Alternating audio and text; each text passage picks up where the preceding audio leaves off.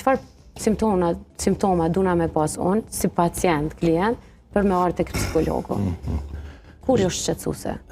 Çdo gjë që ndikon në prishjen e balancit të maparshëm të jetës. Ti fillu me pjesën emocionale, shqetësime, frikra, me simptoma fizike që lidhen me ankthin, me mendime që pengojnë, me situata në punë, me situata familjare.